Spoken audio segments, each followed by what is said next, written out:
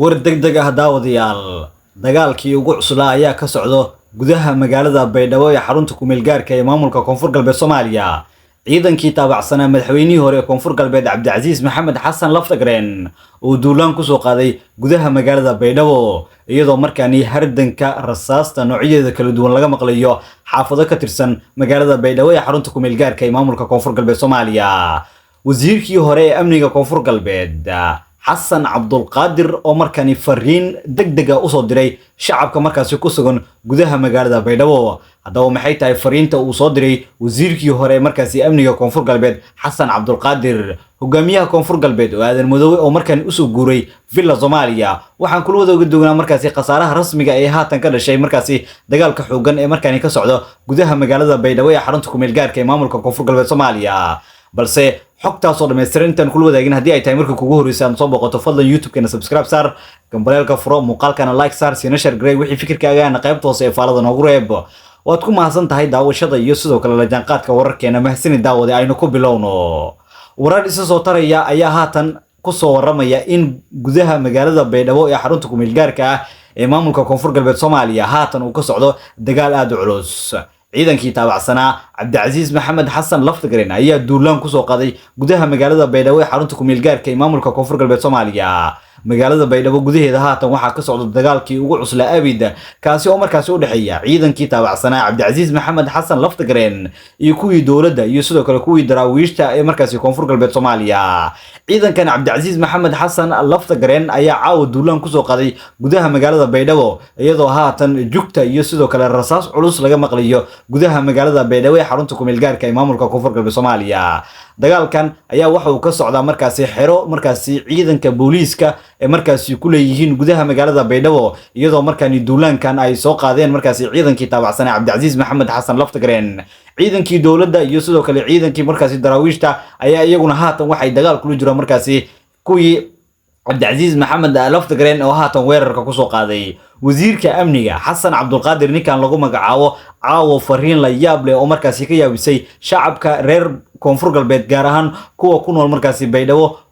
oo ay ka yaabisay fariintii uu soo diray waxa uu leeyahay waa inaad ka fogaataan meelaha markaasi ay degan yihiin maleeshiyaadka Xasan Sheekh oo wato iyo sidoo kale markaasi kuwa markaasi diidan midnimada iyo sidoo kale wadajirka dhammaan reer Koonfur Galbeed Soomaaliya waxa uu leeyahay waxaan habeen iyo sidoo kale maalin u soo jeednaa misana hoodkan ugu jirnaa misana aan u dhafreynaa waan in aad idinku nabad ku noolaato sidoo kalena aan ka hortagnaa markaasi duulaanka oo markaani soo qaaday Xasan Sheekh iyo sidoo kale kooxdiisa salbaraalka waana markaani zargaalka ugu horeeya ee markaani hogaaminaya markaasi ciidanka caawa weerarka ku soo qaaday gudaha magaalada Baydhabo ee xarunta ku meel gaarka ee maamulka Koonfur Galbeed Soomaaliya dagaalkan waxa uu daba socdaa markaasi duhurnimadii maanta markii ciidanka dawladda iyo sidoo kale kuwii Koonfur Galbeed ay markaasi weerar ku qaadeen ciidankii taabacsanaa Cabdicaziz Maxamed Xasan Laftagreen kuwaasi oo ay ku sheegeen markaasi in ay la wareegeen markaasi fariisimihii markaasi ciidankii Laftagreen ay ku lahaayeen duleedka magaalada Baydhabo ee xarunta ku meel gaarka ee maamulka Koonfur Galbeed Soomaaliya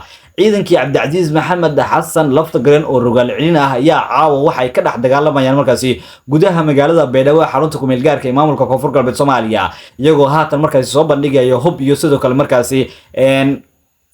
agab kale oo markaasi gaadiid ah oo markaasi ay ka qabsadeen markaasi ciidankii dawladda iyo sidoo kale kuwii daraawiishta ee markaasi ku sugnaa gudaha magaalada Baydhabo ee xarunta ku meel gaarka ee maamulka Koonfur Galbeed Soomaaliya sawiraan haatan ay idin la hadlayo waa saq dhexe oo habeenimo jugta iyo sidoo kale dhawaqa ayayna markaasi shacabka reer Koonfur Galbeed dhagahooda ku maqlayaan waxaana soo food saartay markaasi cabsidii ugu weynaa maadaama duulaan xoogan markaasi ay ciidankii taabacsanaa Cabdicaziz Maxamed Xasan Laftagreen ay ku soo qaadeen markaasi gudaha magaalada Baydhabo ee xarunta ku meel gaarka maamulka Koonfur Galbeed Soomaaliya shacabka ayaana haatan markaasi ciidankii Laftagreen taabacsanaa waxay u dirayaan markaasi degniino kala duwan oo ah markaasi in ay isaga fogaadaan markaasi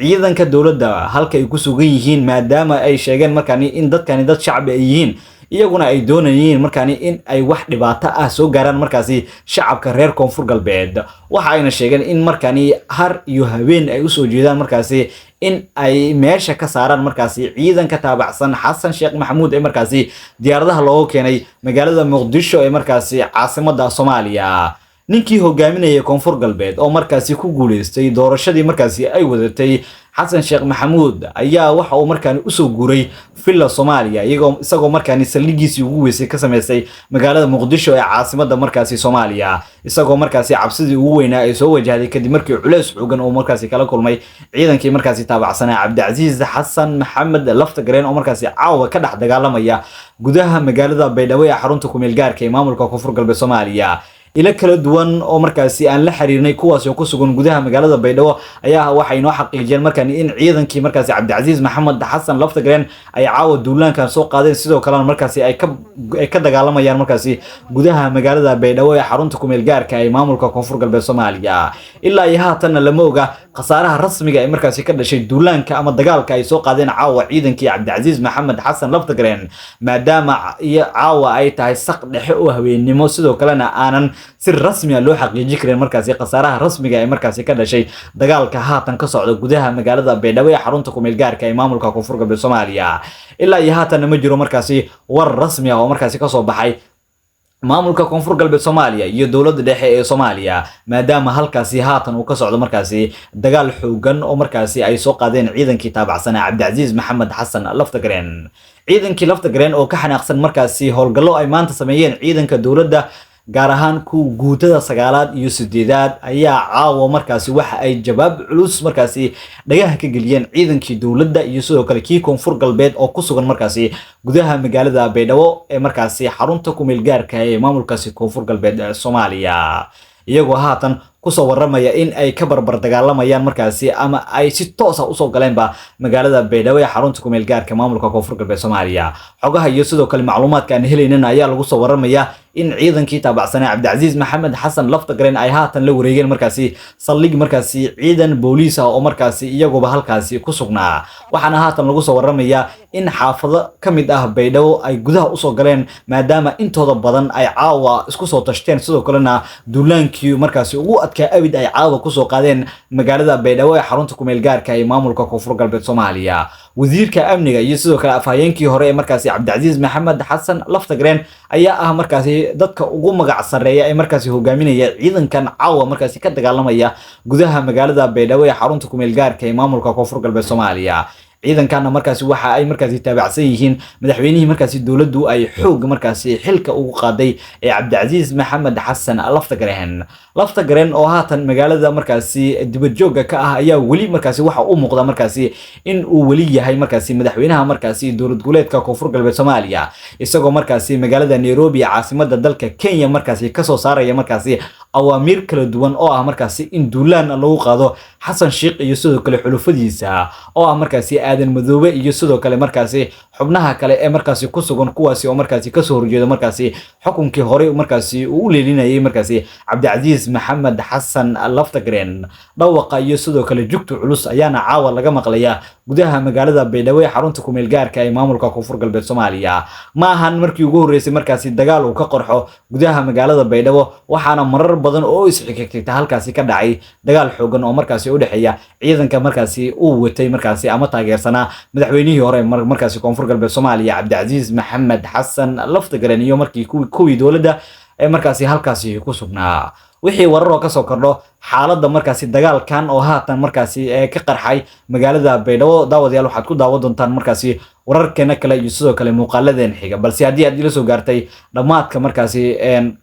qodobada waxaan mar labaad ka codsanaya markaasi inaad ka mid noqoto saaxiibada markaasi halkan warbixinadii ugu dambeeyay xaaladda Soomaaliya aan halkan ugu soo gudbino aad ka mid noqoto muuqaalkana aad like saarto waad ku mahadsan tahay daawashada iyo sidoo kale la jaanqaadka wararkeena mahadsanid daawade